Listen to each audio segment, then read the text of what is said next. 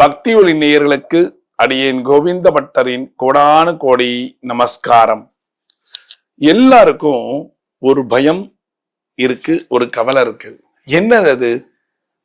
அம்மன் கோவில்ல போய் அர்ச்சனை பண்ணி தேங்காய் உடைக்கிறோம், அந்த தேங்காவை என்ன பண்ணலாம்? பெருமாள் கோவில்ல போய் அர்ச்சனை பண்ணி தேங்காய் உடைக்கிறோம், அந்த தேங்காவை என்ன பண்ணலாம்?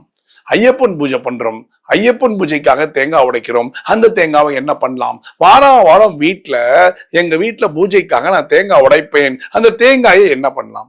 சமையல்ல போடலாமா? இல்ல என்ன பண்ணலாம், என்ன செய்யலாம்? எனக்கு அந்த தேங்காவை சமையல்ல போடுறதுக்கு எனக்கு ஒத்து வரல, என் மனசு கேட்கல. ரைட்டுங்களா? எத்தனையோ பேருக்கு இந்த கவலைகள் இருக்கிறது. இந்த கவலையிலிருந்து விடுபடுறதுக்கான ஒரு பரிகாரமாகவும் இதை நான் சொல்ல போகிறேன். தேங்காய்ல அந்த தேங்காவை அர்ச்சனை பண்ணோன்னே கண்ணு மூடி உங்களுக்கு கொடுத்துருவாங்க. அதுக்கு அடுத்த முடி அர்ச்சகர் வச்சுப்பாங்க கோவில்ல. கரெக்டுங்களா? எல்லா கோவில்லையும் அப்படிதான். உங்க வீட்டுல உடைச்சிங்கன்னா 2 மூடி இருக்கும். இந்த மூடிய நீங்க என்ன பண்றதுங்கிறது நான் இப்ப சொல்றேன், செய்யுங்க. நேர அர்ச்சனை பண்ணிட்டு வரீங்க, ஒரு மூடி இருக்கு, அந்த மூடிய ஃப்ரிட்ஜில் வச்சிருக்கீங்க. வேற ஒரு இடத்துல மூடி வந்தது, ஃப்ரிட்ஜில் வச்சிருக்கீங்க. அதாவது அர்ச்சனை பண்ண இடத்துல இருந்து மூடி வந்தது. இல்ல ஒரே ஒரு மூடி, இந்த வாரம் சனிக்கிழமை பெருமாளுக்கு அர்ச்சனை பண்ணேன், அந்த மூடி ஒண்ணு இருக்கு, அது என்ன பண்ணலான்னு தெரியல. நான் சொல்ற பண்ணுங்க, நான் என்ன சொல்றேனோ அதை செய்யுங்க. ஆனா திரும்பி உங்க வீட்டு பெருமாளுக்கு நைவேத்தியம் பண்ணக்கூடாது. என்ன பண்ணலாம்? தேங்காய் திருவள் அப்படின்னு ஒண்ணு இருக்கு, தெரியுமா? அருவாமனையில தேங்காய் திருகுவோம்ல, அந்த அருவாமனையிலயோ இல்ல இந்த கிரைண்டர்ல தேங்காய் திருவு சுத்தினா அப்படியே நல்லா பல பல பல பலம் கொட்டும் இல்லையா? அதை எடுத்துக்கோங்க.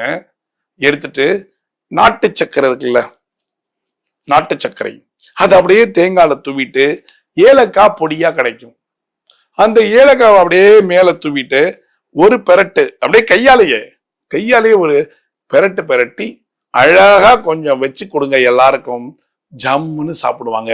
அதுக்கு பேர் என்ன தெரியுமா? தேங்காய் திருவள். ஸ்ரீரங்கத்துல ரெங்கநாதர் கேள்விப்பட்டிருக்கீங்களா? பார்த்திருப்பீங்க, போயிருப்பீங்க. அந்த கோவில்ல தேங்காய் திருவள் ரொம்ப ரொம்ப ரொம்ப விசேஷமானது. இப்ப இருக்கா இல்லையாங்கிறதெல்லாம் தெரியல.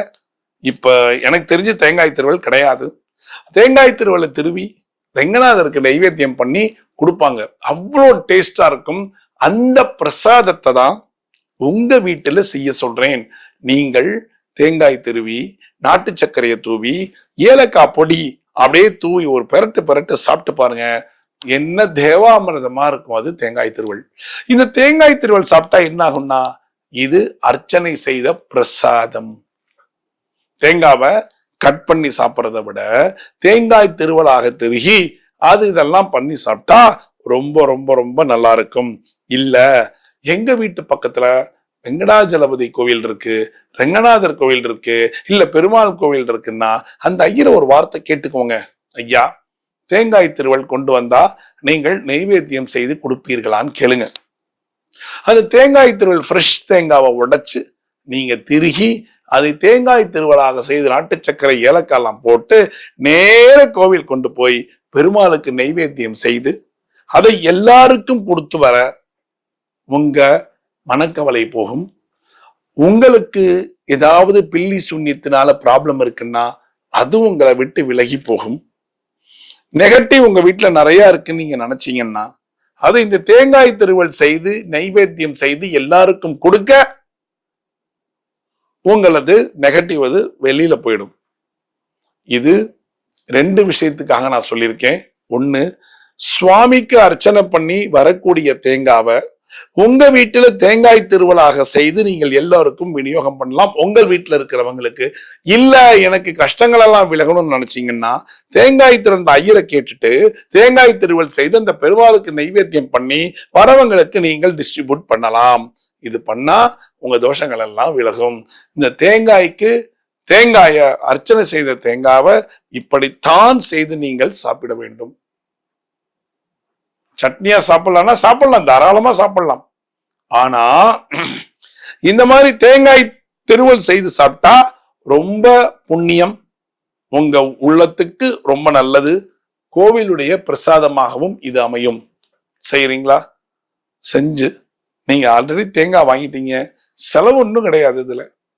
இதுல செலவே கிடையாது. நாட்டு சக்கரை மட்டும்தான் வாங்க போறீங்க. ஏலக்காய் பொடி உங்க வீட்டுல வச்சிருப்பீங்க. இத செஞ்சு பெருமாளுடைய கடாட்சத்தையோ இல்லை அம்மனுக்கு செய்த தேங்காய் அந்த அம்மனுடைய கடாட்சத்தையோ இல்ல ஐயப்பனுடைய கடாட்சத்தையோ நீங்கள் பெற்றுக்கொள்ளலாம். பிரசாதமாக அனுகிரகங்கள் கிடைக்கும்.